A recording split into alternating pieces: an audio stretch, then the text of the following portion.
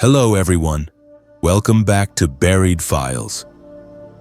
Tonight we return with another collection of disturbing accounts that have been carefully documented and preserved from the darkest corners of Oregon. In this episode, we will journey through 6 harrowing tales of human encounters with forces that defy explanation. Each story drawn from real testimonies of individuals who survived experiences that forever changed their understanding of what lurks in the shadows of the Pacific Northwest. From Forest Service rangers to coastal patrol officers, from urban explorers to farm workers, these witnesses have come forward to share their most terrifying encounters with phenomena that exist beyond the boundaries of conventional understanding. Each narrative has been meticulously researched and reconstructed from detailed accounts provided by those who lived through these events. To protect the privacy and safety of those involved, certain names and identifying details have been carefully altered while preserving the essential truth of their experiences. If you are new here, make sure to subscribe to Buried Files for daily collections of true horror content that will challenge everything you thought you knew about our world. Hit that notification bell so you never miss when we uncover the next buried truth.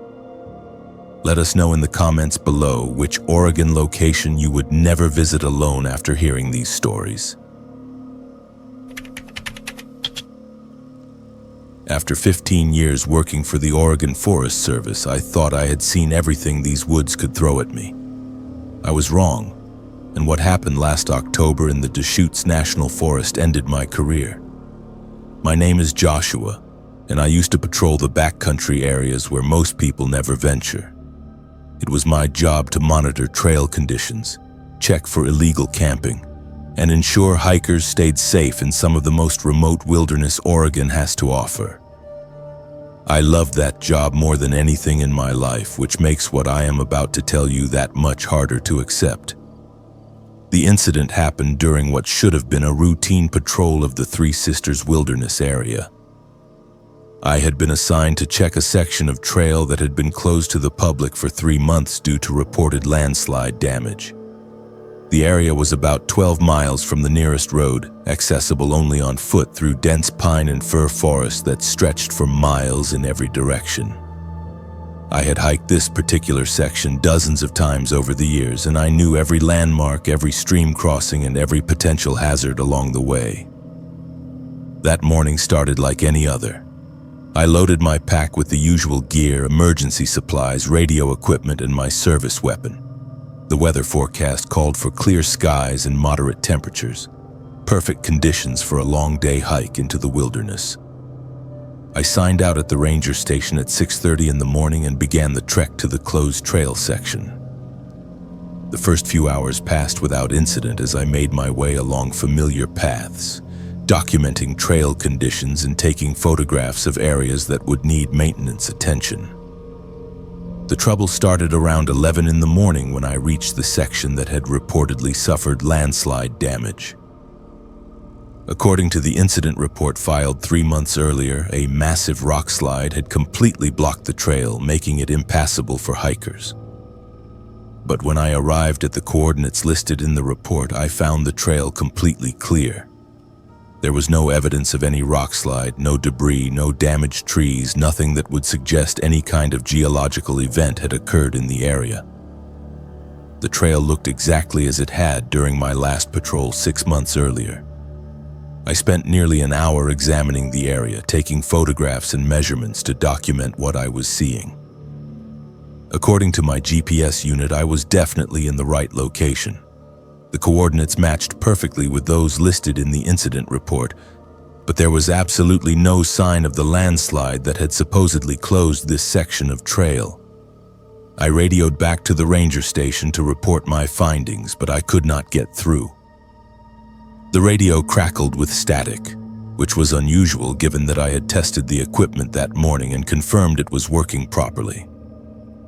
I decided to continue along the trail to see if perhaps the landslide had occurred further ahead than originally reported.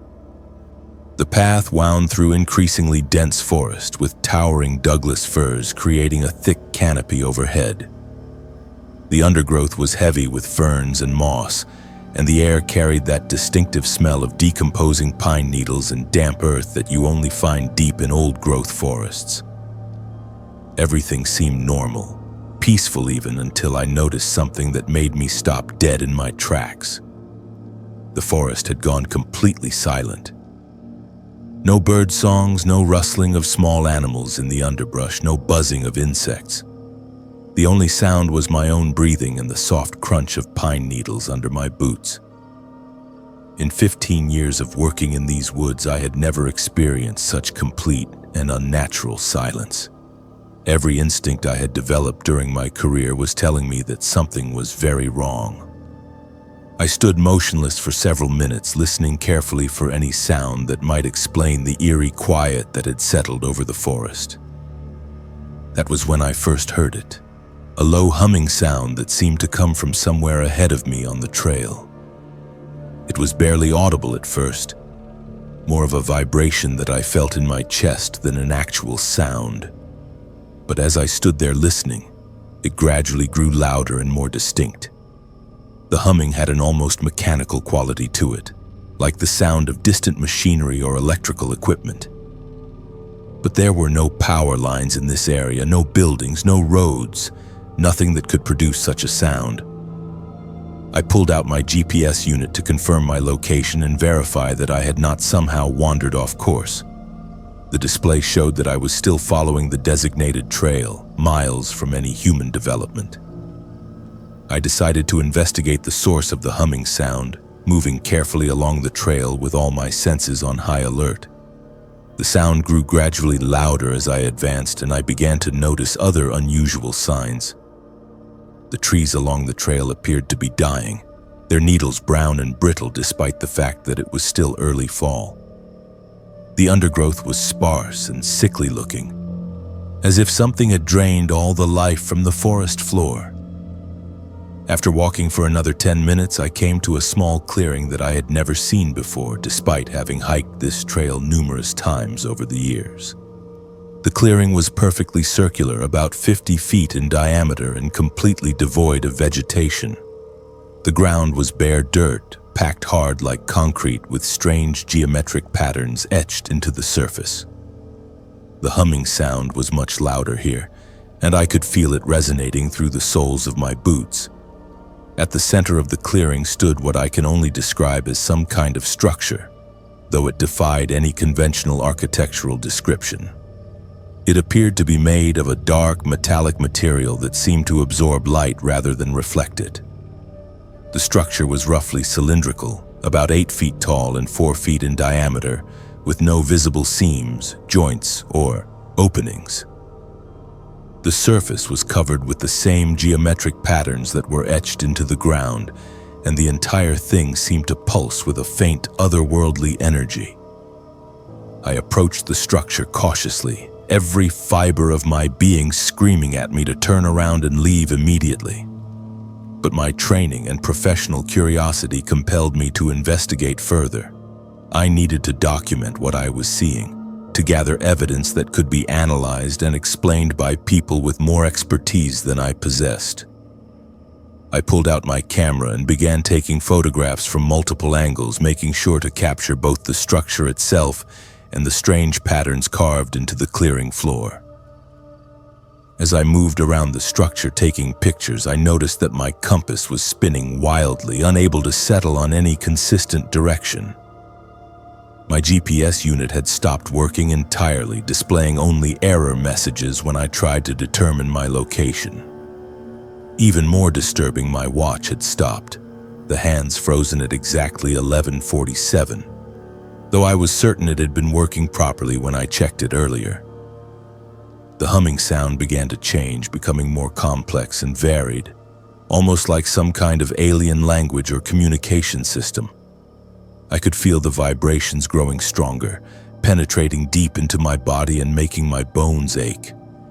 The air around the structure began to shimmer like heat waves rising from hot pavement. Though the temperature felt normal, that was when I saw them. At first, they were just shadows moving at the edge of the clearing, barely visible in my peripheral vision. But as I focused my attention on them, the shadows became more distinct, more solid. They were humanoid in shape, but wrong in every detail. Too tall, too thin, with movements that seemed to flow rather than walk. Their faces, if they could be called faces, were featureless and dark, like voids in the shape of human heads. There were 3 of them that I could see clearly, though I had the sense that more were present just beyond the tree line.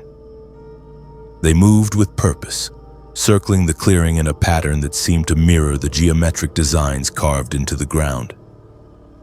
They paid no attention to me at first, as if I were invisible or irrelevant to whatever they were doing.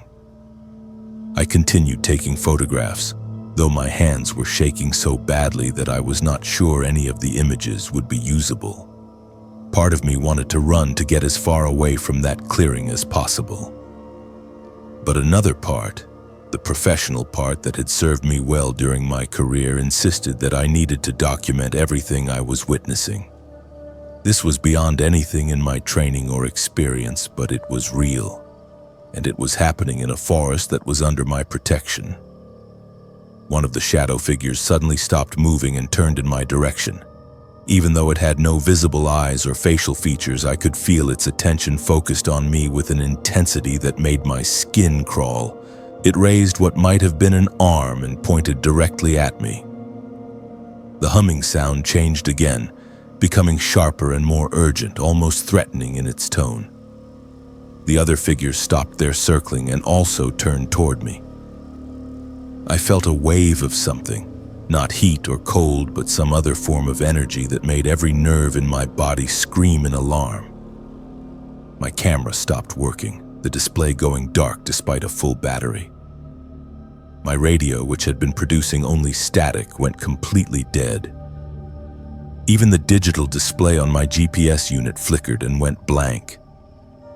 I knew that I had to leave immediately. Every survival instinct I possessed was telling me that I was in mortal danger. I backed slowly toward the tree line, never taking my eyes off the shadow figures.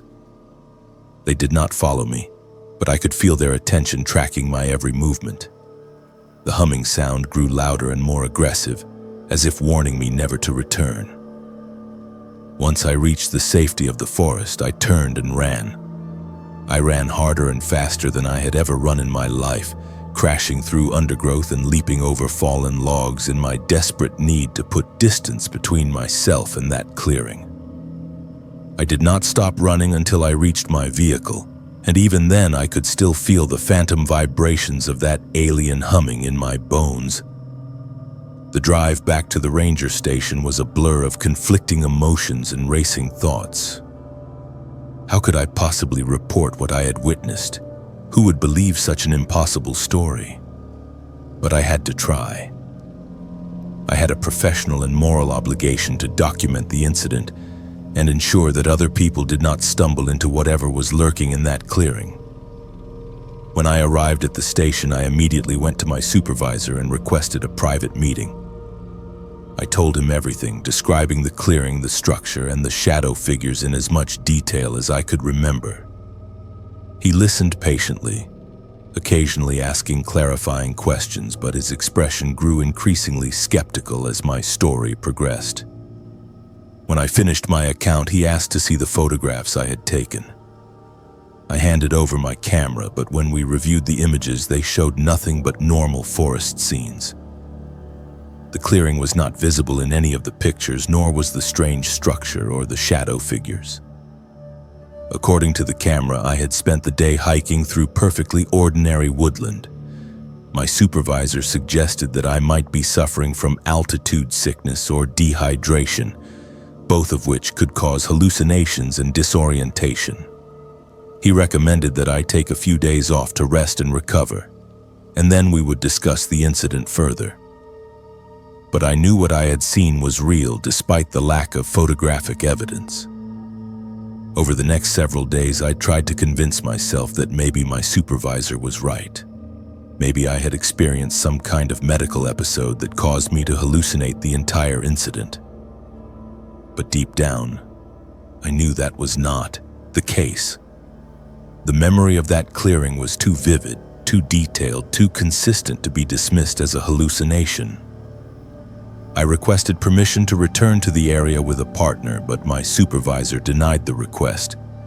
He cited safety concerns and suggested that I focus on less remote assignments until I had fully recovered from whatever had affected me during the patrol.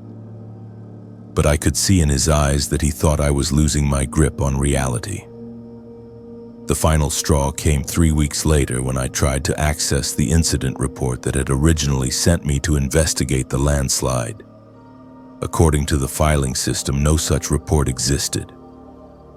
There was no record of any landslide in that area, no closure order for the trail, and no assignment for me to investigate. According to the official records, I had never been sent to that section of the Deschutes National Forest. When I confronted my supervisor about the missing paperwork, he became defensive and suggested that I might be confusing details from different assignments. He implied that my mental state was deteriorating and that perhaps it was time for me to consider early retirement. The message was clear: stop pursuing this matter or face the consequences. I realized that whatever was happening in that clearing was being covered up at levels far above my pay grade. Someone or something did not want that area investigated or documented. My choice was simple: stay quiet and keep my job, or continue asking questions and face termination. I chose to resign. I could not continue working for an organization that would hide something so significant from the public. People had a right to know about the dangers lurking in our national forests, even if those dangers defied conventional explanation. That was 6 months ago. I have not returned to the Deschutes National Forest since then, and I have no intention of ever going back. But sometimes, late at night when the wind is blowing through the trees outside my house, I swear I can still hear that alien humming sound calling to me from the depths of the Oregon wilderness. I know most people will not believe my story, just as my former supervisor did not believe it. But I also know that what I experienced in that clearing was real, regardless of what the official records might say. There are things in our forests that we do not understand, things that someone in authority has decided we are better off not knowing about. All I can do now is warn others to be careful when venturing into remote wilderness areas. Stay on marked trails, travel with partners, and trust your instincts if something feels wrong. The forest may look peaceful and welcoming, but there are places where the normal rules of reality do not apply. And those places are far more dangerous than any wild animal you might encounter. If you ever find yourself in a clearing where no birds sing and no insects buzz, where strange structures rise from geometric patterns carved into lifeless earth, do not investigate, do not take photographs, do not try to understand what you are seeing. Just run and never look back.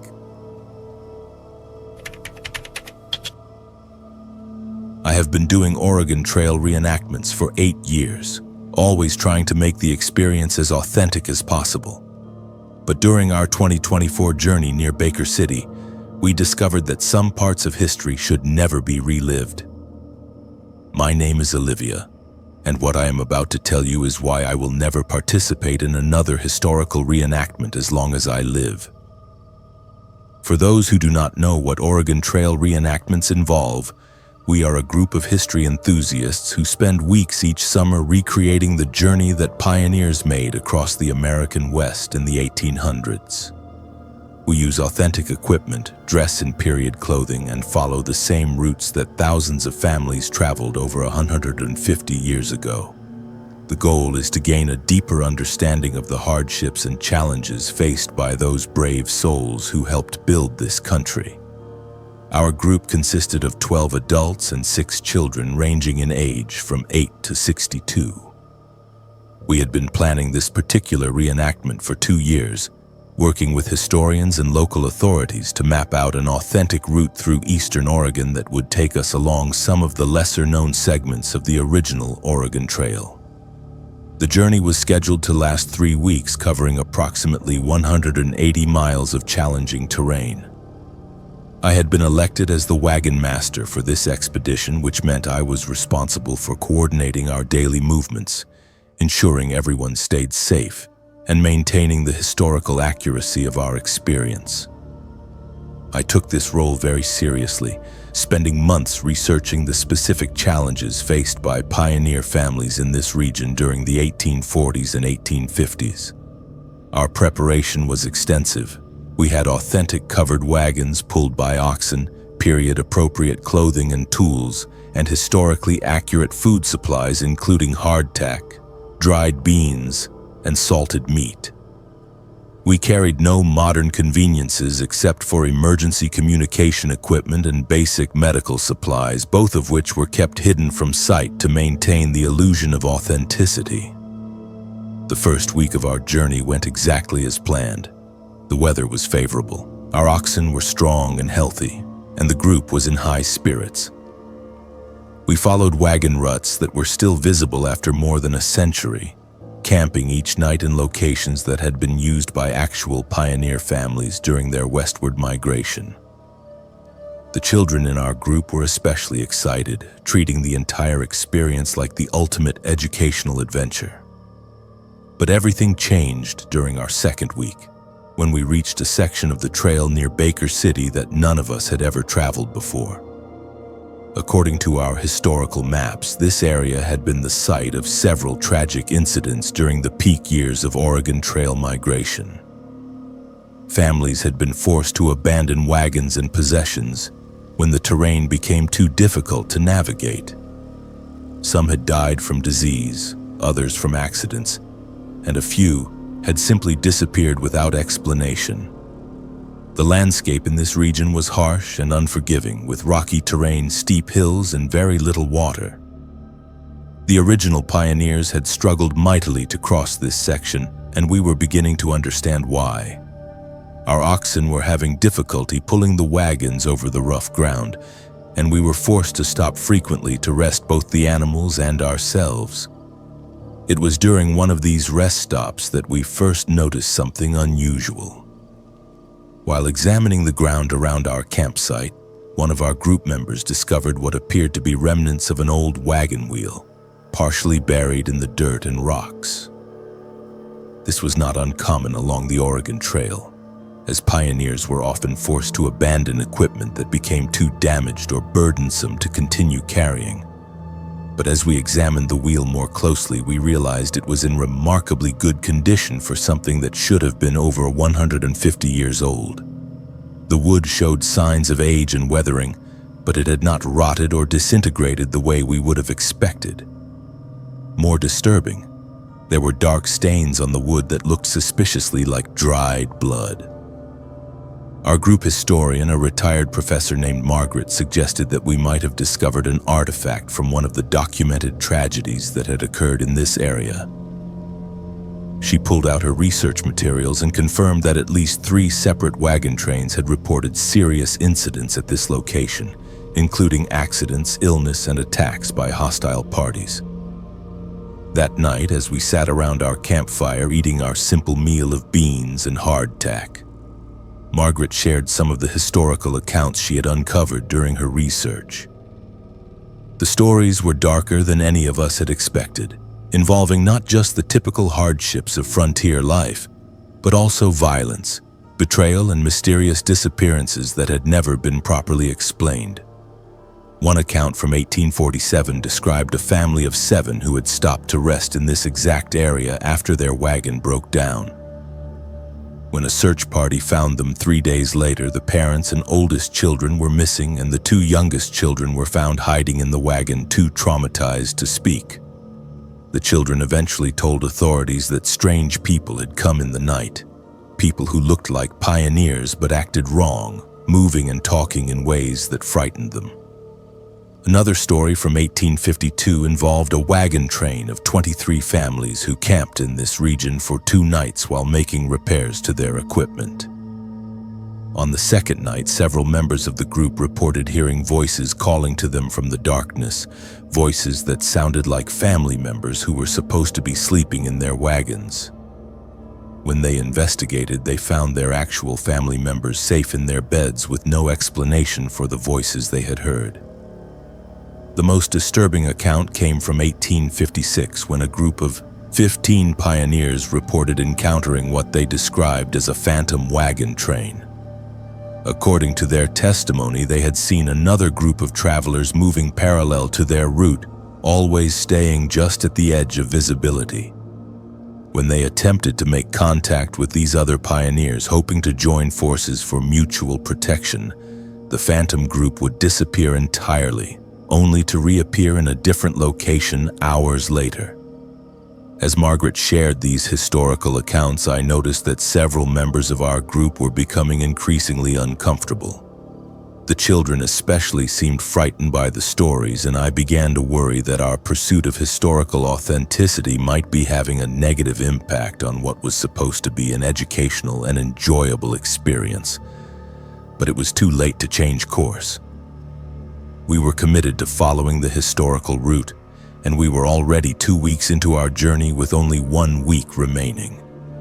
We had invested too much time, money, and effort to abandon the expedition based on old stories and legends that probably had perfectly rational explanations. That night, I lay in my bedroll listening to the sounds of the wilderness around us. The wind through the sagebrush, the distant cry of coyotes, and the occasional snort or shifting movement of our oxen as they grazed nearby. But mixed in with these natural sounds, I began to hear something else. Voices, very faint and distant, that seemed to be coming from somewhere beyond our campsite. At first, I assumed it was other members of our group talking quietly around the dying embers of our campfire. But when I raised my head to look, I could see that everyone in our camp was asleep. The voices were coming from somewhere else, somewhere in the darkness beyond the circle of light cast by our fire. I listened carefully, trying to determine what the voices were saying and where exactly they were coming from. They seemed to be having a conversation, multiple people discussing something in urgent, hushed tones. But I could not make out the specific words, and the sound seemed to move around our campsite, coming first from one direction and then from another. I considered waking the others, but I did not want to cause unnecessary alarm over what might simply be travelers camped somewhere nearby. Instead, I lay quietly and continued to listen, hoping the voices would either stop or become clear enough for me to understand what was being said. After nearly an hour of listening to the mysterious conversation, I finally heard something that made my blood run cold.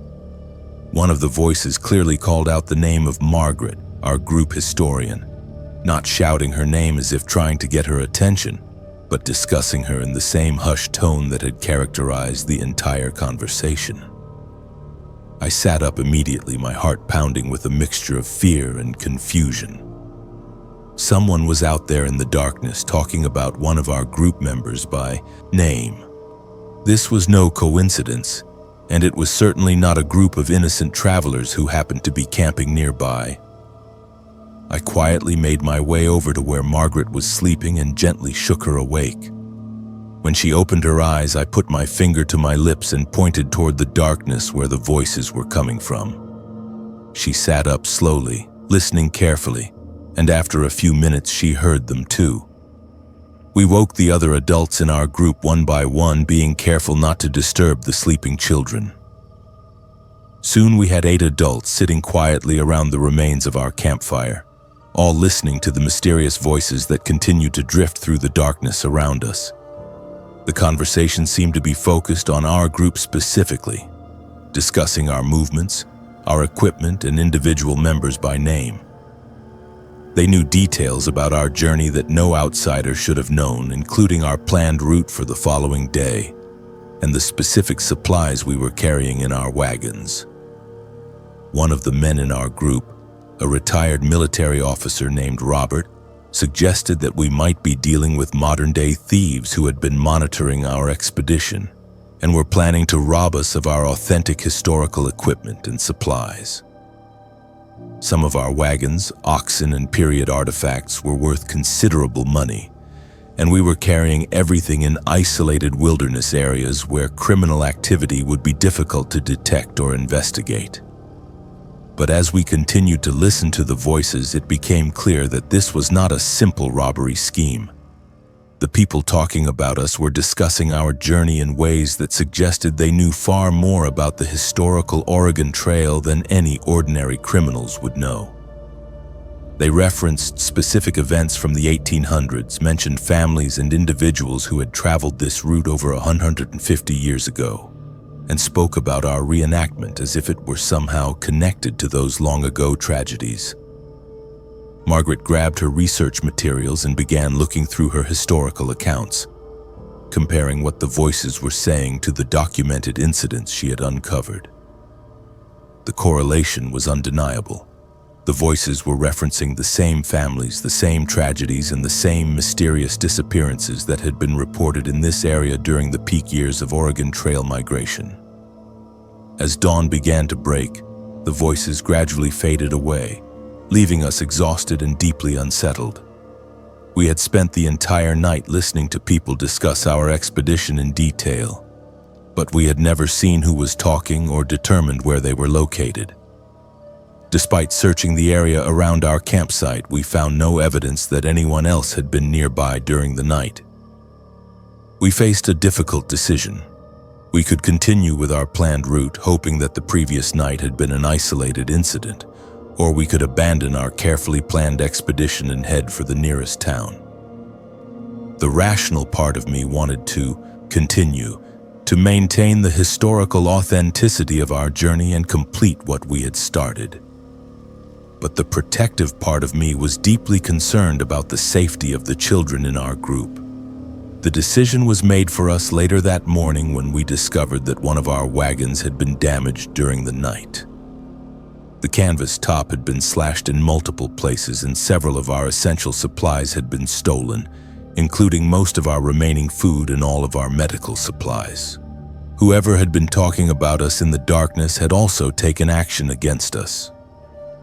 Robert conducted a thorough investigation of the crime scene, using his military training to look for clues about who might have been responsible for the theft and vandalism.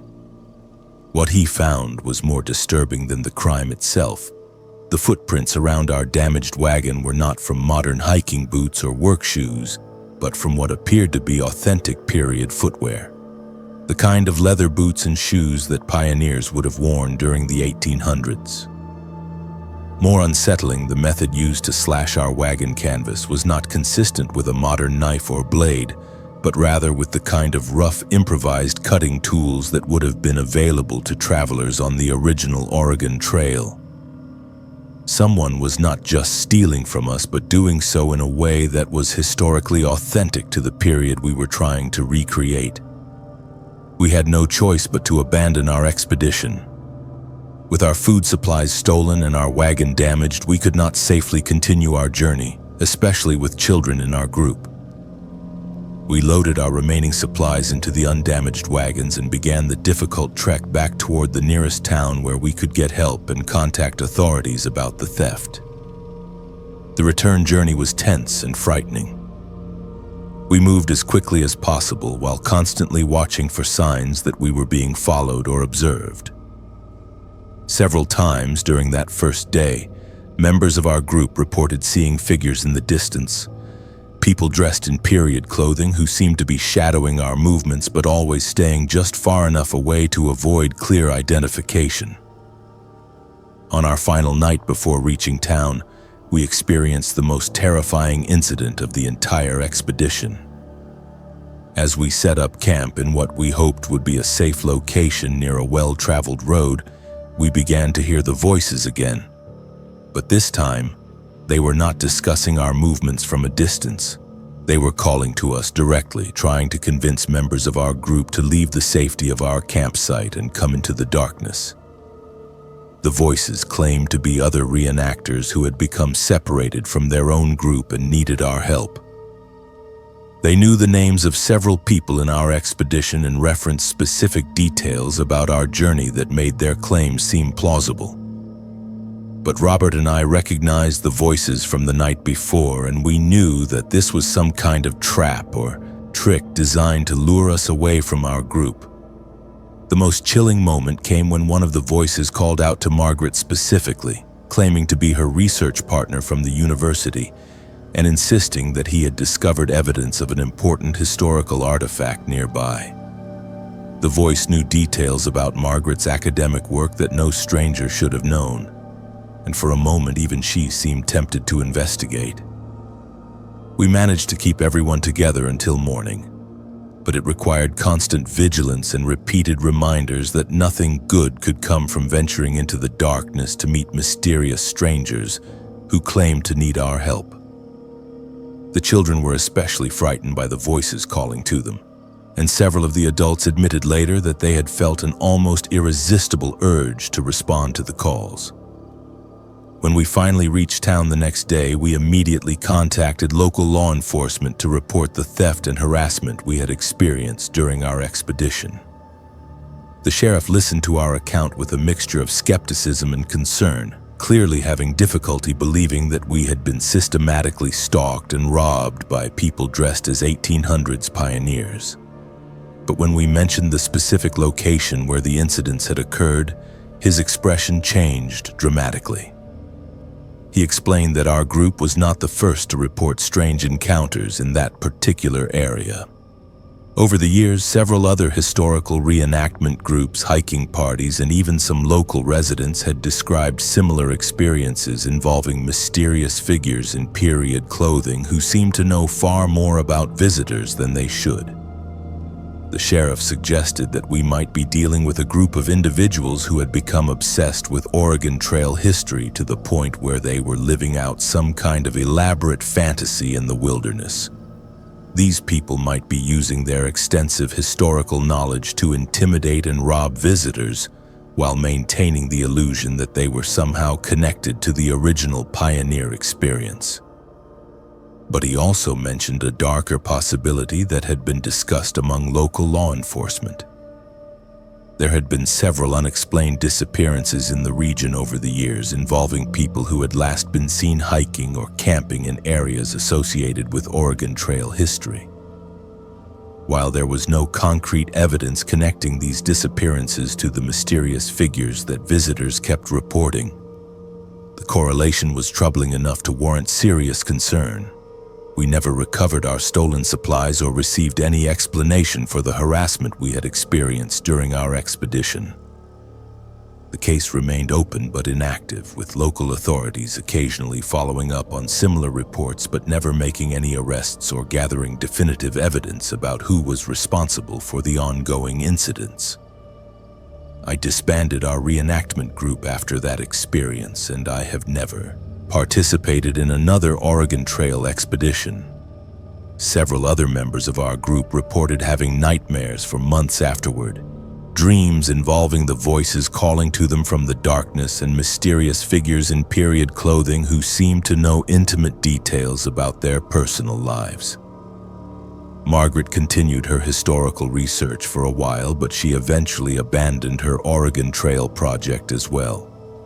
She told me later that she could no longer read accounts of pioneer tragedies without hearing those voices from the wilderness, and that the entire subject had become too psychologically disturbing for her to continue studying. The children in our group were perhaps affected most severely by the experience.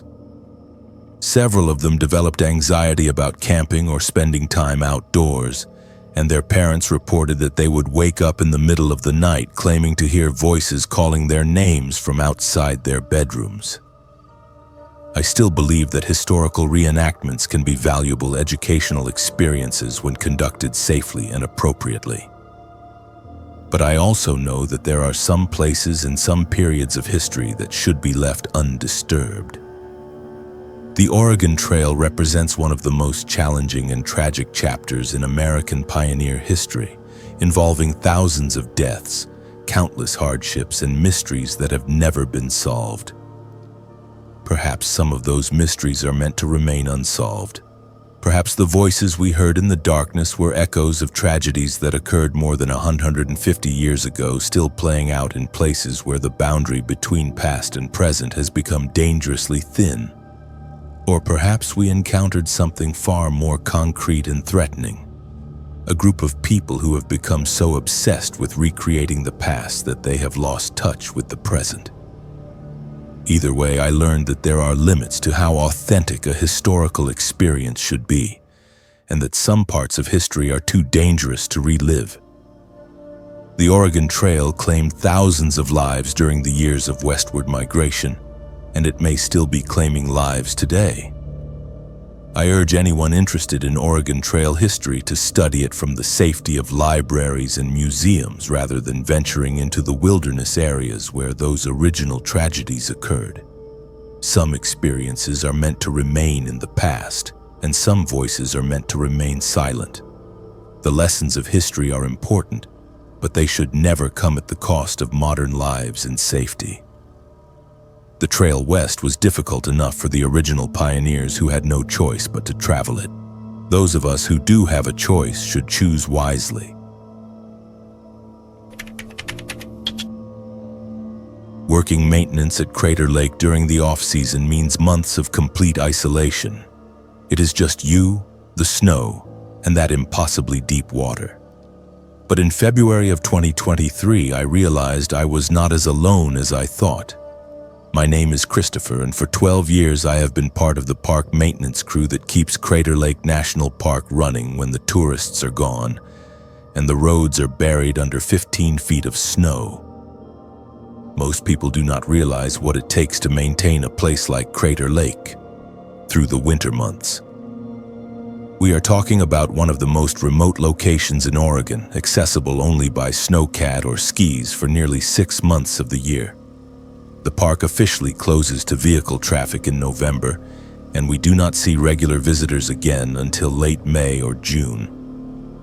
During those winter months, only a skeleton crew of maintenance workers, rangers, and emergency personnel remain on site. I have always loved the isolation that comes with winter work at Crater Lake. There is something peaceful about being surrounded by pristine wilderness, with nothing but the sound of wind through the pine trees and the occasional crack of ice shifting on the lake surface. The work is hard, physical labor and brutal conditions, but it has always been worth it for the solitude and the connection to one of the most beautiful places on Earth. Our crew of 4 was responsible for maintaining the visitor center, the lodge facilities, and the critical infrastructure that keeps the park operational during the winter closure. We lived in staff quarters at the rim, isolated from the outside world for weeks at a time. Communication with the outside was limited to radio contact with park headquarters and emergency services, and even that was often unreliable due to weather conditions and the mountainous terrain.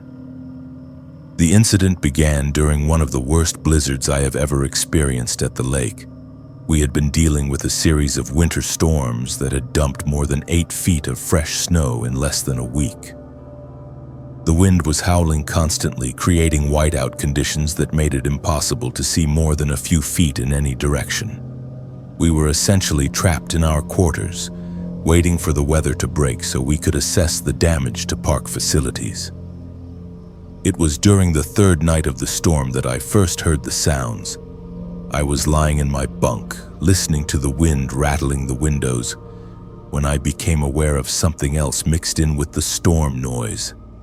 It sounded like voices, multiple people talking in urgent, hushed tones. At first, I assumed it was one of my co-workers using a radio or maybe watching something on their tablet. But when I got up to investigate, I found that everyone else was sound asleep. I returned to my bunk, telling myself that I had been hearing things. The isolation and constant storm noise could play tricks on your mind, and I had experienced auditory hallucinations during previous winter assignments. But the voices continued, becoming clearer and more distinct as I lay there listening. They seemed to be coming from outside the building, somewhere in the storm. The next morning, when the wind finally died down enough for us to venture outside, I mentioned what I had heard to my supervisor. He listened with the kind of patient attention that suggested he had dealt with similar reports before.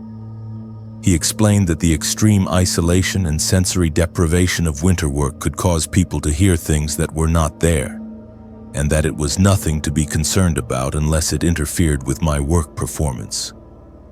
But I knew what I had heard, and it had not sounded like a hallucination. The voices had been too clear, too consistent, too purposeful. They had been discussing something specific, though I could not make out the exact words.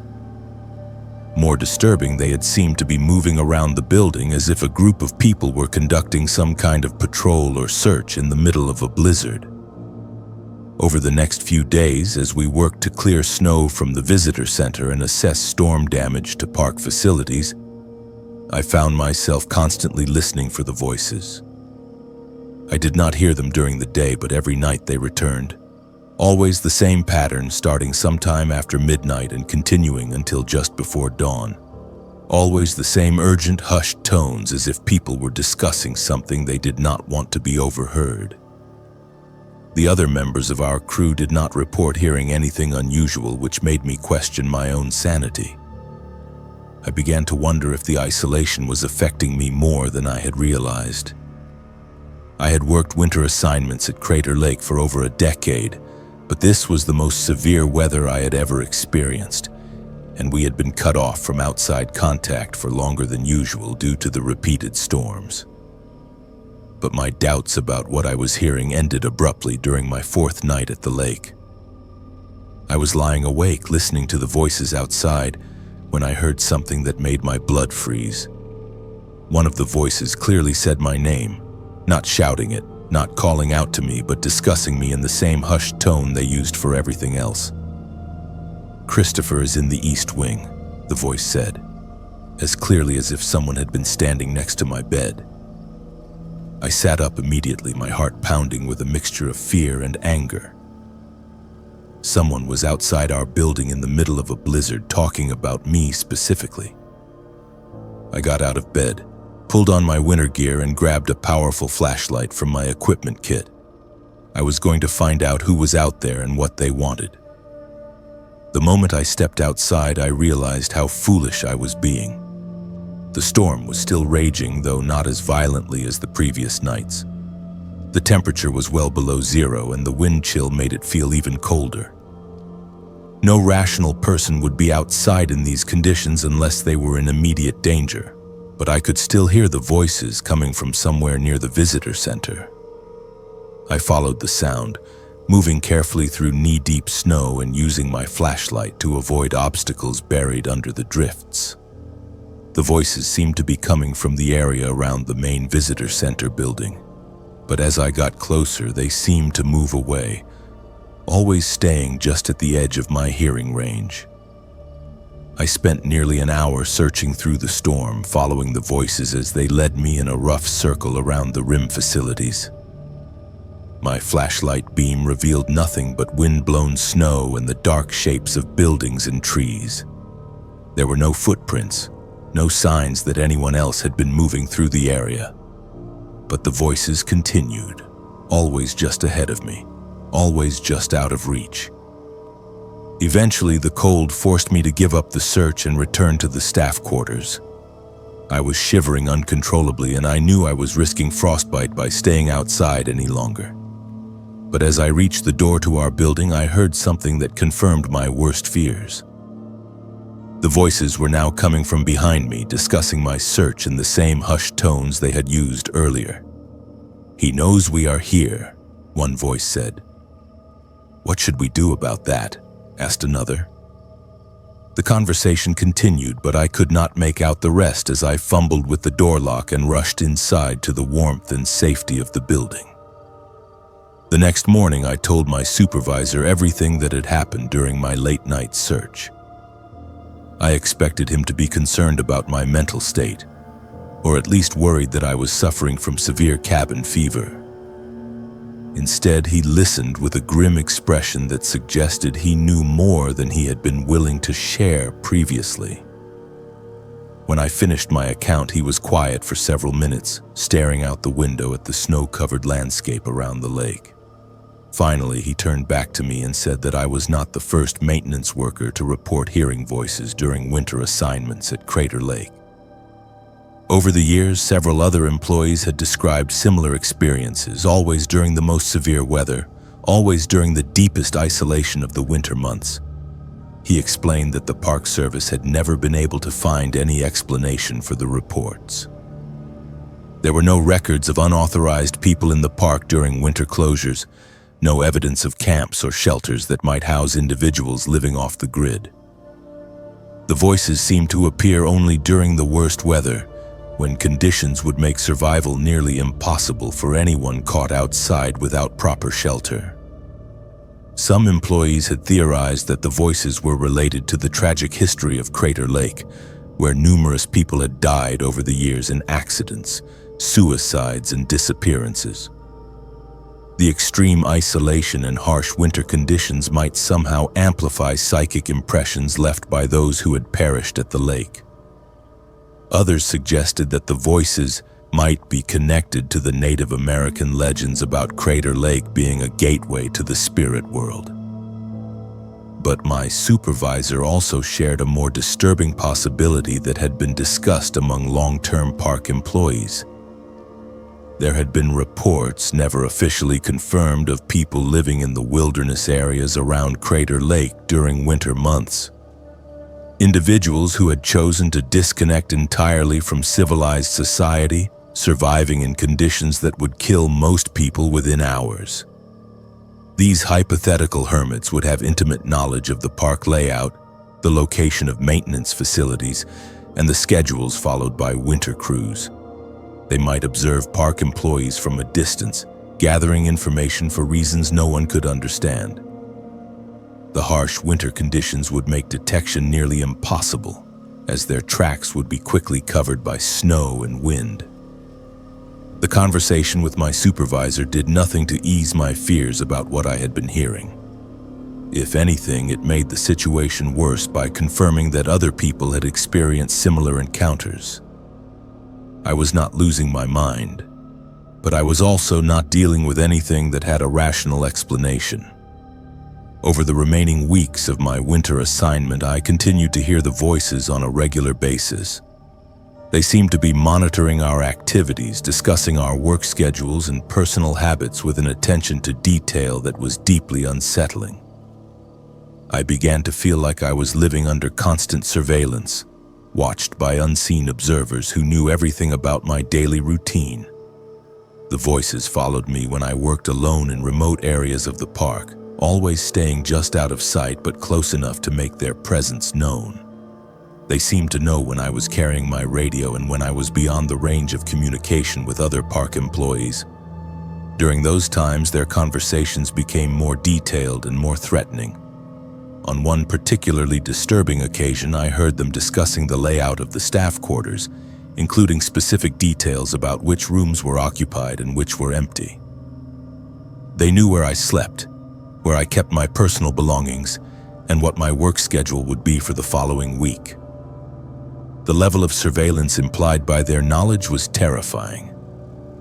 I began taking precautions that would have seemed paranoid under normal circumstances. I varied my work routes and schedules as much as possible. I never worked alone in remote areas without first checking in with other crew members. I kept emergency supplies with me at all times, including extra food, water, and cold weather gear. But the voices seemed to adapt to my precautions, always staying one step ahead of my attempts to avoid them. They began appearing in areas where I had never heard them before, including inside park buildings where they should not have been able to operate without being detected by other employees. The final incident occurred during my last week at the lake. I was conducting a routine inspection of the visitor center heating system when I heard voices coming from somewhere inside the building. They were discussing a plan to approach me directly, to make contact rather than simply observing from a distance. I immediately radioed my supervisor and requested backup, but by the time another crew member arrived, the voices had stopped. A thorough search of the building revealed no signs of intruders, No evidence that anyone had been inside who should not have been there. My supervisor arranged for me to leave the park 2 days early, officially due to a family emergency, but actually because he was concerned about my psychological state. I was relieved to go, and I have never returned to Crater Lake for a winter assignment. I still do not know what I was hearing during those weeks of isolation at the lake. The official explanation is that extreme stress and sensory deprivation caused me to experience auditory hallucinations. But I know the difference between imagination and reality, and what I heard was real. There is something in the wilderness around Crater Lake that watches and waits during the winter months. Something that knows the park better than the people who work there. Something that monitors human activity with an intelligence and purpose that defies explanation. Whether it is living people who have chosen to exist outside civilized society or something else entirely, I cannot say. All I know is that Crater Lake is not as empty during the winter as it appears to be. There are observers in those snow-covered forests, watchers who know your every move and discuss your activities in hushed, urgent voices that carry on the winter wind. I have transferred to a different park, one that does not require winter isolation assignments. I sleep better now knowing that I am not being watched by unseen eyes or discussed by voices that should not exist. But sometimes on cold winter nights when the wind is howling outside my window, I think I can still hear them calling my name. Most people do not know that Portland sits on top of hundreds of miles of forgotten tunnels and abandoned spaces. I made it my mission to explore every single one of them, until I found something down there that was exploring me back. My name is Madison, and for 3 years I have been documenting the hidden underground network that runs beneath the city. What started as a hobby became an obsession, and eventually became a nightmare that I am still trying to forget. I discovered urban exploration during my 2nd year at Portland State University. A friend mentioned the Shanghai tunnels, those infamous passages that supposedly ran beneath Old Town. Most people dismissed them as tourist folklore, but I was intrigued by the possibility that an entire hidden world existed right under our feet. I started researching the history, mapping the known entrances, and planning my first descent into the underground. The initial explorations were incredible. I found myself in forgotten basements, abandoned utility tunnels, and steam passages that had been sealed off for decades. Each discovery felt like uncovering a piece of Portland history that had been deliberately hidden from the world above. I documented everything with photographs and detailed notes, creating maps of the underground network that grew more complex with each expedition. I developed techniques for accessing the tunnels safely. I learned to pick locks, to read architectural plans, and to identify which manholes led to active infrastructure versus abandoned passages. I invested in professional equipment including headlamps, climbing gear, and waterproof cameras. I established rules for myself, never exploring alone, always leaving detailed plans with friends and maintaining emergency communication protocols. But as my explorations became more ambitious, I began to bend those safety rules. The most interesting discoveries always seemed to require solo missions into areas that other urban explorers avoided. I told myself that my experience made me capable of handling situations that would be dangerous for beginners. I was wrong about that, and my arrogance nearly cost me everything. The incident happened in early March during an exploration of a tunnel system beneath the industrial district on the east side. I had been mapping this particular network for weeks, working methodically through connected passages that seemed to extend much farther than any official records indicated.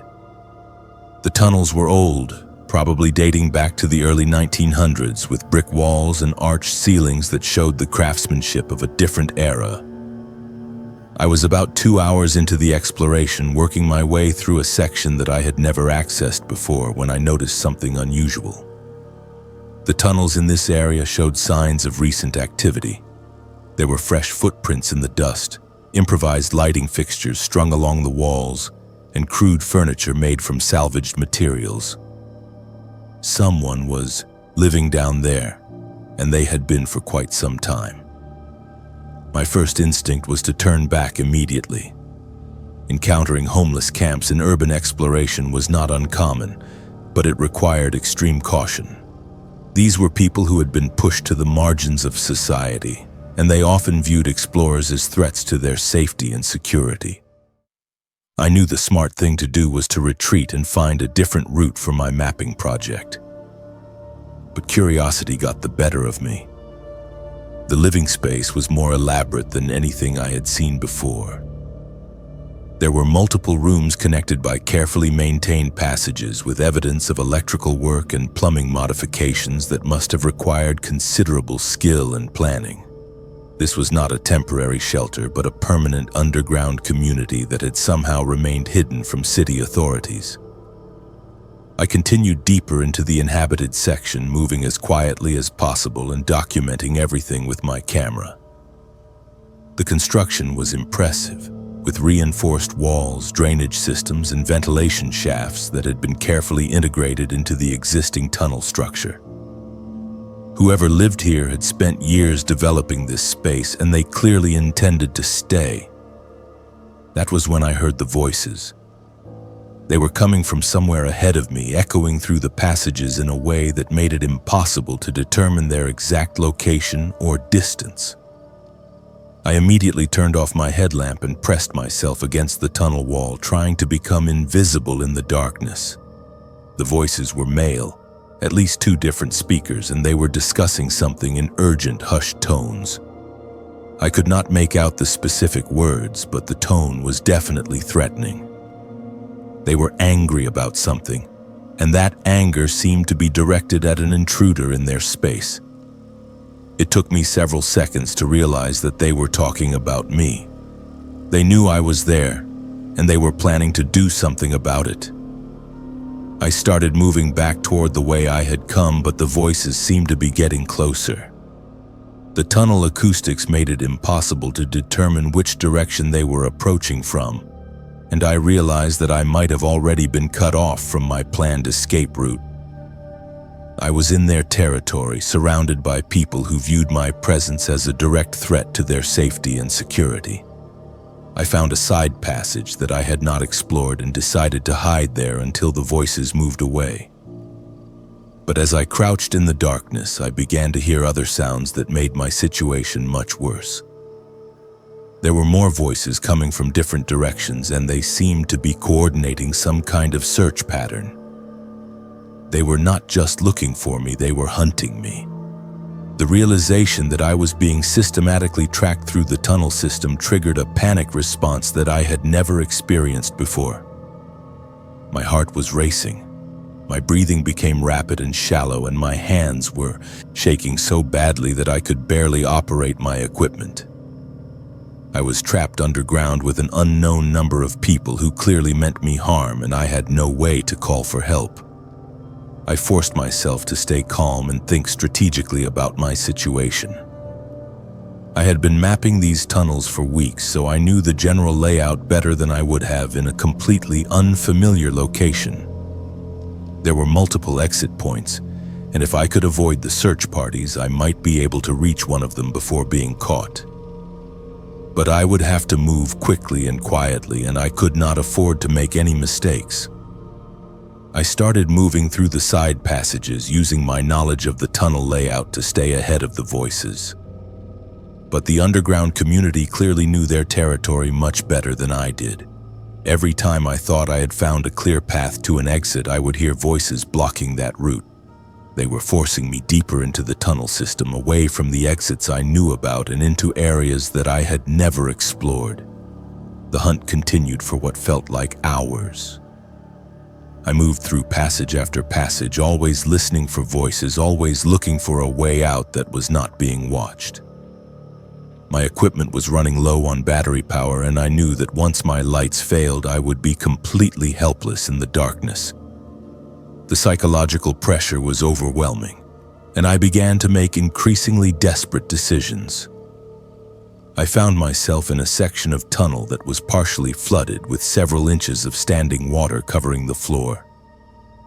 The water was ice cold and had a smell that suggested it was not just groundwater but sewage or industrial runoff that had been accumulating for years.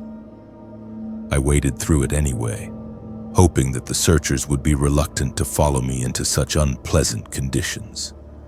The flooded section led to a junction with several branching passages, and for the first time in hours, I could not hear any voices nearby. I chose the passage that seemed to angle upward, hoping it would lead me back towards street level and a possible exit. But after following it for several hundred yards, I found myself at a dead end with no way forward.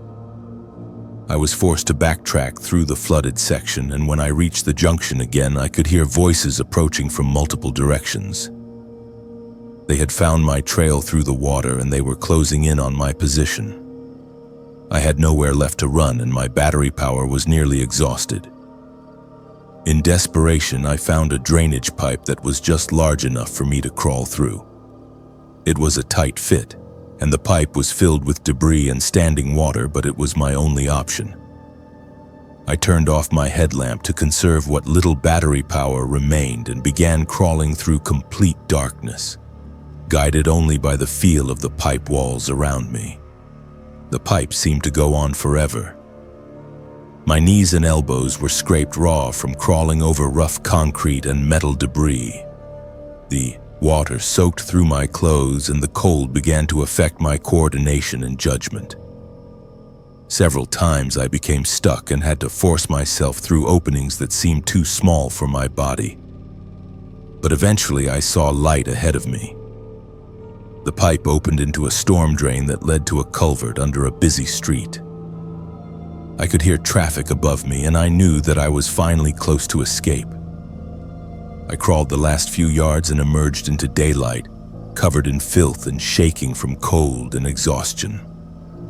I found myself in an industrial area on the east side of the river, several miles from where I had entered the tunnel system. I was disoriented and exhausted, but I was alive and free. I walked to the nearest business and called a friend to pick me up, making up a story about a bicycle accident to explain my condition. I never returned to urban exploration after that day. The experience taught me that there are spaces beneath the city that belong to people who have been forgotten by the world above, and those people will defend their territory with whatever means they have available. I had been lucky to escape, and I knew that luck would not protect me a second time. Sometimes I still think about the underground community I discovered. I wonder who they were, how they ended up living in those tunnels, and whether they are still there. But I will never try to find out. There are some secrets that are meant to remain hidden, and some places where outsiders are not welcome. The tunnels beneath Portland are vast and complex, full of history and mystery. But they are also home to people who have nowhere else to go, and those people deserve to be left in peace. Urban exploration taught me to respect the spaces I visited, and sometimes that respect means knowing when to stay away. In 22 years of Oregon State Police work, I have handled everything from domestic disputes to homicides. But what I encountered on Highway 101 near Bandon defied every protocol I had ever learned. My name is Tyler, and after 2 decades of law enforcement, I thought I had seen every type of criminal behavior and emergency situation that could occur on Oregon's highways. I was wrong about that, and what happened during my patrol shift last November still keeps me awake at night. Highway 101 runs along the entire Oregon coast, connecting small towns and tourist destinations through some of the most beautiful but also most isolated stretches of road in the Pacific Northwest. During the off-season, particularly in late fall and winter, traffic on the highway drops to almost nothing. You can drive for hours without seeing another vehicle, especially on the remote sections between Bandon and Gold Beach, where the road winds through dense forest and rocky coastline. I had been working the coastal patrol for 8 years, covering the stretch of Highway 101 from Coos Bay to the California border. It was generally quiet work, mostly involving traffic stops for speeding tourists and the occasional accident during storms when visibility dropped to near zero. The most serious incidents I typically dealt with were drunk drivers heading home from the coastal casinos and domestic disputes at some of the more isolated beach houses. The incident began during what should have been a routine patrol shift on a foggy November evening. I was driving southbound near Bandon around 10:30 in the evening when I received a radio call about a stranded motorist approximately 15 miles ahead of my position. The caller had used a cell phone to contact dispatch, reporting that their vehicle had broken down and that they were parked on the shoulder of the highway, waiting for assistance. This type of call was common along Highway 101, especially during the rainy season when older vehicles frequently experienced mechanical problems. My standard procedure was to respond to the location, assess the situation, and either provide assistance or coordinate with a tow truck company to get the stranded vehicle off the highway. As I drove toward the reported location, I noticed that the fog was becoming increasingly dense, reducing visibility to less than 50 feet in some areas. This was also typical for the Oregon coast during fall and winter, when warm ocean air collided with cooler land temperatures to create thick marine layers that could persist for hours. When I reached the coordinates provided by dispatch, I found no sign of a stranded vehicle or motorist. I parked my patrol car on the shoulder and activated my emergency lights, then began searching the immediate area for any evidence that someone had been there recently. I checked both sides of the highway, looked for tire tracks in the soft shoulder, and used my flashlight to examine the ditch areas where a vehicle might have gone off the road. After 20 minutes of searching, I radioed dispatch to report that I had found no trace of the reported stranded motorist. The dispatcher confirmed the coordinates and suggested that the caller might have been confused about their exact location, which was also common in areas where cell phone coverage was spotty and GPS signals could be unreliable. I was preparing to expand my search to adjacent areas when I noticed headlights approaching from the north. As the vehicle got closer, I could see that it was moving unusually slowly, barely maintaining highway speed despite the fact that this particular section of road was straight and relatively safe even in foggy conditions. The vehicle passed my position without stopping, which struck me as odd since most drivers would at least slow down or pull over when they saw a patrol car with emergency lights activated. As the tail lights disappeared into the fog ahead of me, I decided to follow and conduct a routine traffic stop to see if the driver was experiencing problems or needed assistance. I caught up with the vehicle after about 2 miles, but when I activated my overhead lights to signal the driver to pull over, the car did not respond. It continued traveling at the same slow speed, maintaining its position in the right lane without acknowledging my presence. I radioed in my position and license plate number, but dispatch reported that the plate did not match any vehicle in their database. Over the next several miles, I followed the vehicle while repeatedly activating my siren and using my public address system to instruct the driver to pull over. The car showed no response to any of my attempts to make contact, continuing to travel at exactly 35 miles per hour despite the posted speed limit of 55 miles per hour. As we continued south, I began to notice other unusual aspects of the situation. The vehicle itself appeared to be an older model sedan, possibly from the 1980s or early 1990s, but it was in remarkably good condition despite its apparent age. The taillights were bright and clear, the body showed no signs of rust or damage, and the exhaust was clean without any visible smoke or emissions. More disturbing, I could not see any occupants inside the vehicle despite being directly behind it, with my headlights providing illumination through the rear window. The car appeared to be driving itself, maintaining perfect lane control and consistent speed without any visible human intervention. After following the vehicle for nearly 10 miles, I made the decision to attempt a pit maneuver to force it to stop. This was an extreme measure, but I was growing increasingly concerned about the safety implications of a vehicle that was not responding to law enforcement signals and appeared to be operating without a driver. I positioned my patrol car alongside the rear quarter panel of the suspect vehicle and began to execute the maneuver. But at the moment of contact, something impossible happened. My patrol car passed directly through the other vehicle as if it were not there at all. I felt no impact, heard no sound of collision, and experienced no change in my vehicle's momentum or direction. I immediately pulled over to the side of the highway, my hands shaking as I tried to process what had just occurred. I sat in my patrol car for several minutes, checking my equipment and trying to determine if I was experiencing some kind of medical emergency or equipment malfunction that might explain what I had witnessed. I radioed dispatch to request backup and medical assistance, explaining that I was experiencing a situation that I could not adequately describe or understand. The dispatcher asked if I was injured or in immediate danger, and I honestly did not know how to answer. I was physically unharmed, but I was deeply shaken by an encounter that violated every law of physics and reality that I understood. While I waited for backup to arrive, I conducted a thorough inspection of my patrol car, looking for any sign of damage that might indicate I had actually collided with another vehicle.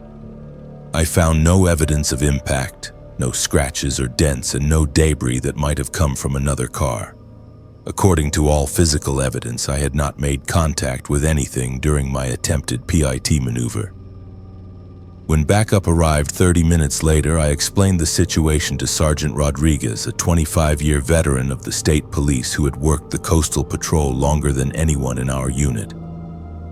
He listened to my account with a serious expression, asking detailed questions about the vehicle's appearance, behavior, and my attempts to make contact.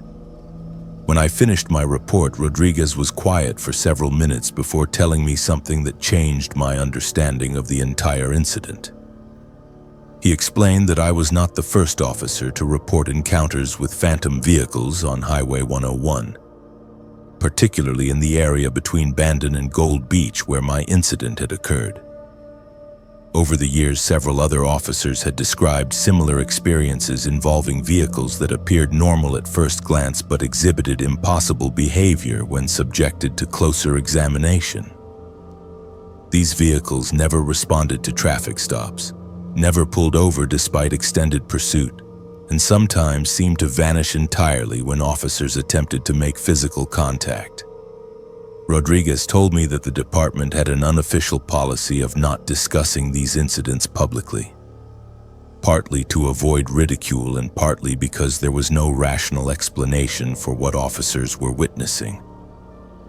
The reports were filed and documented, but no further investigation was conducted because there was no evidence of criminal activity and no apparent threat to public safety. He also shared some historical context that made the situation even more unsettling. The stretch of Highway 101 where these incidents occurred had been the site of numerous fatal accidents over the decades, including several cases where drivers had simply disappeared along with their vehicles. Search and rescue operations had found no trace of the missing drivers or cars despite extensive efforts involving multiple agencies and volunteer groups. Some of the missing persons cases dated back to the 1960s and 1970s when Highway 101 was even more isolated and dangerous than it is today. Families had reported that their loved ones had failed to arrive at their destinations after traveling this route, but no evidence was ever found to indicate what had happened to them. Rodriguez suggested that what I had encountered might be connected to these historical disappearances, though he admitted that he had no explanation for how such a connection might be possible. He recommended that I file a complete report of the incident, but advised me not to discuss it with other officers or civilians who might not understand the unique challenges of coastal patrol work. I followed his advice and filed a detailed report, But I also began conducting my own research into the history of Highway 101 and the missing persons cases that Rodriguez had mentioned. What I discovered was even more disturbing than the original incident. Over the past 50 years, at least 17 people had disappeared while traveling the section of Highway 101 between Bandon and Gold Beach. Their vehicles had never been found, despite extensive searches of the coastline, forest areas, and remote roads in the region. In several cases, witnesses had reported seeing the missing person's vehicle on the highway after they were supposed to have reached their destination, but these sightings were generally dismissed as cases of mistaken identity. Reading through these historical accounts, I began to wonder if what I had encountered was not a phantom vehicle, but rather evidence of some ongoing phenomenon that had been claiming travelers on this stretch of highway for decades. Perhaps the people who disappeared were still somehow present on the road, continuing their journeys in a form that was visible but not quite real. I requested a transfer to a different patrol area 6 months after the incident. I told my supervisors that I wanted new challenges and opportunities for professional development. But the truth was that I could no longer patrol Highway 101 without thinking about what I had encountered that foggy November night. I still drive the coastal highway occasionally when visiting family or taking vacation trips, but I am always aware of the other vehicles around me in ways I never was before. Sometimes, late at night when the fog is thick and visibility is poor, I think I see familiar taillights in my mirrors, always maintaining that same impossibly consistent speed and distance. I know that some of my fellow officers think I experienced a hallucination or some kind of stress-related episode. But I also know what I saw, and I know that Highway 101 holds secrets that go far beyond anything covered in police training or protocol manuals. The Oregon coast is beautiful, but it is also dangerous, and some of that danger cannot be addressed by conventional law enforcement methods.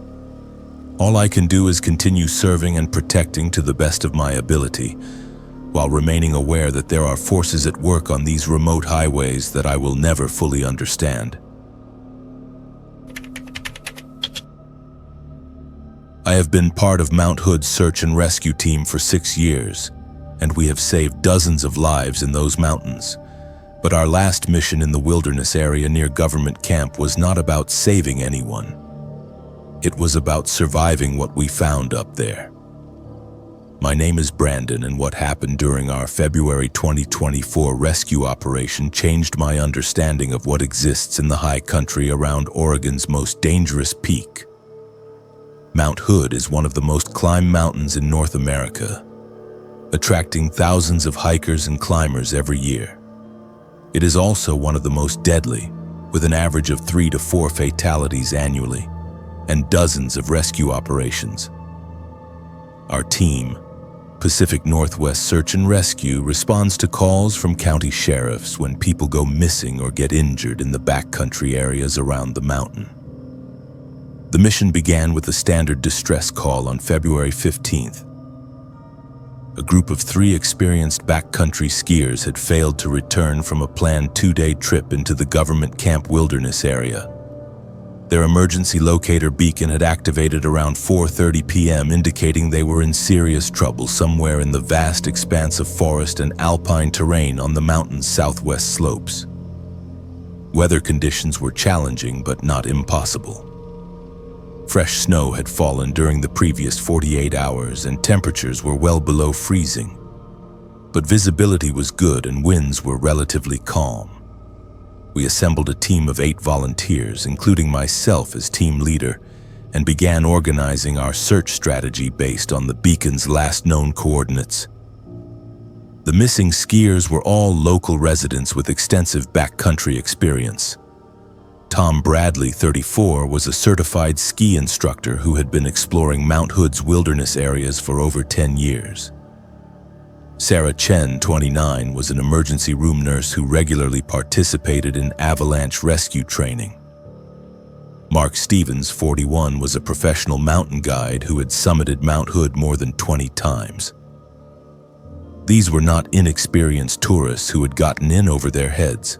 They were skilled outdoors enthusiasts who knew how to handle themselves in dangerous situations. The fact that their emergency beacon had been activated suggested they were dealing with something serious, possibly a severe injury or avalanche burial that prevented them from self-rescuing. We began our search at first light on February 16th, using snowmobiles to access the general area where the beacon signal had originated. The terrain in that section of Mount Hood is extremely challenging, with steep slopes, deep ravines, and dense forests that can hide hazards like tree wells and unstable snow conditions. The initial phase of our search followed standard protocols. We divided into 2 teams and began working systematic search patterns, using avalanche probes and rescue dogs to check areas where the missing skiers might be buried under snow. We also used GPS units to precisely navigate to the coordinates provided by their emergency beacon. After 4 hours of intensive searching, we found their camp. The 3 skiers had established a well-organized base camp in a sheltered area near a grove of large pine trees. Their tents were properly set up, their equipment was neatly arranged, and there were no signs of avalanche activity or other natural disasters that might explain their disappearance. But the camp had clearly been abandoned in a hurry. Food was still cooking on their camp stove, personal belongings were scattered around the site, and their sleeping bags were thrown aside as if they had been sleeping when something forced them to leave immediately. Most disturbing, we found clear evidence that they had left the camp during the night, in sub-zero temperatures and dangerous conditions that no experienced backcountry traveler would willingly venture into. We followed their tracks leading away from the camp and immediately realized that something was very wrong. The tracks showed that all 3 skiers had been moving together in a tight group, but they were not following any logical route towards safety. Instead, they appeared to be heading deeper into the wilderness, toward terrain that was more dangerous and further from any possible rescue or shelter. The tracks also showed signs that the skiers had been moving unusually fast, almost running on their skis despite poor visibility and hazardous conditions. There were several places where 1 or more of them had fallen, but they had gotten up immediately and continued moving in the same direction, as if they were fleeing from something behind them. After following the trail for nearly 2 miles, we came to an area where the tracks suddenly stopped. Not gradually, as if the skiers had removed their skis to continue on foot, but abruptly in the middle of an open slope where there was no logical reason for them to change direction or method of travel. The snow around the end of the ski tracks was disturbed in ways that we could not explain. There were marks and impressions that did not match any equipment the skiers had been carrying, and the snow itself seemed to have been compressed by something much heavier than 3 people on skis. We spent the rest of that day expanding our search in all directions from where the tracks ended, but we found no further sign of the missing skiers. We used avalanche probes to check for possible burial sites, thermal imaging equipment to look for body heat signatures, and trained search dogs to try to pick up human scent traces. As evening approached, we established our own camp near the location where the ski tracks had ended. Standard protocol for multi-day search operations required us to maintain a base camp that could serve as a command post and staging area for continued searching. We set up our tents, prepared hot meals, and organized watch schedules for the night. It was during the first watch, around 11:30 p.m., that we encountered the phenomena that transformed our rescue mission into something entirely different. I was on duty with Jake Morrison, a veteran rescue volunteer with over 15 years of mountain experience, when we first heard the sounds.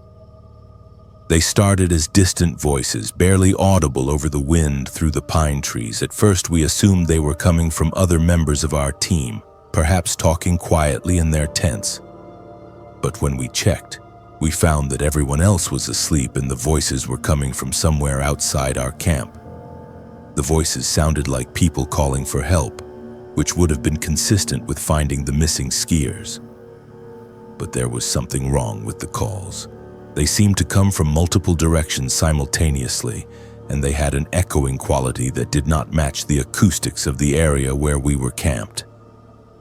Jake and I grabbed our flashlights and emergency medical supplies and began moving toward the source of the voices, following standard procedures for responding to calls for help in the wilderness.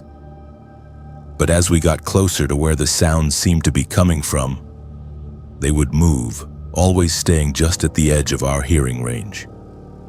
We spent nearly an hour following the voices through the forest, but we never found anyone who might have been calling for help. The sounds led us in a rough circle around our camp, always seeming to come from just ahead of us, but never getting closer or more distinct. When we returned to camp, we discovered that our tents had been moved. Not dramatically, and not in a way that suggested deliberate vandalism, but they were definitely in different positions than where we had set them up earlier in the evening.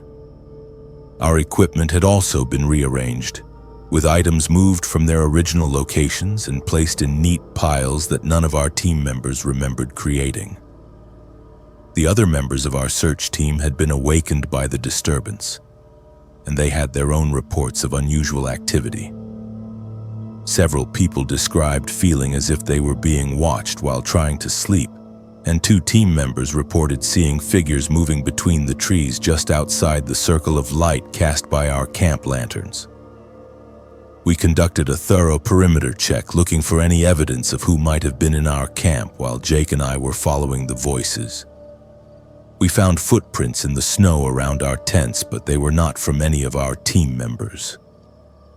The prints appeared to be from bare feet, which made no sense given the sub-zero temperatures and deep snow conditions. At that point, we made the decision to terminate the search operation and evacuate our team from the mountain. As experienced rescue volunteers, we were trained to recognize when conditions had become too dangerous to continue, and the unexplained activity around our camp clearly represented a threat to our safety.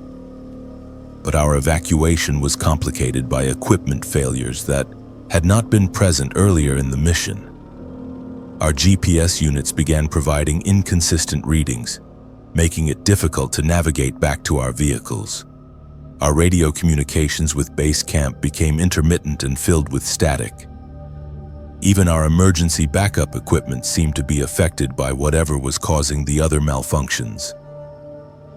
The return trip to our staging area took nearly twice as long as expected, as we were forced to rely on compass navigation and visual landmarks to find our way through terrain that several of our team members had traveled many times before.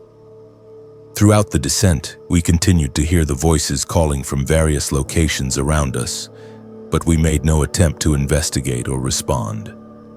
When we finally reached our vehicles and re-established communication with county emergency services, we learned that the search for the 3 missing skiers had been called off. Their bodies had been found early that morning by a different search team working in an area more than 5 miles from where we had been searching. The circumstances of their deaths raised questions that were never adequately answered. All 3 bodies were found together in a location that made no logical sense given the evidence we had found at their camp and along their ski trail. They appeared to have died from exposure, but they were discovered without any of their survival equipment, including the heavy winter clothing they had been wearing when they left their camp. Most disturbing, the location where their bodies were found was accessible only by traveling through terrain that would have been extremely difficult and dangerous to navigate at night, especially without proper equipment. There was no explanation for how or why they had made such a journey, or what had happened to their skis, packs, and other gear. The official incident report concluded that the 3 skiers had become disoriented during the night and had made poor decisions that led to their deaths from exposure. But those of us who had been involved in the search knew that the explanation did not account for the evidence we had observed or the unusual phenomena we had encountered. I submitted a detailed report describing everything our team had experienced during the search operation. But I was advised by county officials that such details would not be helpful to the families of the deceased and might create unnecessary public concern about safety in the Mount Hood wilderness area. I have not participated in any search and rescue operations on Mount Hood since that mission. I transferred to a team that works primarily in lower elevation areas, telling my supervisors that I wanted to focus on urban rescue operations. But the truth is that I can no longer feel comfortable in the high country around Mount Hood, knowing that there are things up there that do not have rational explanations. The mountain continues to attract thousands of climbers and hikers every year in search, and rescue teams continue to respond when people get into trouble in the wilderness areas.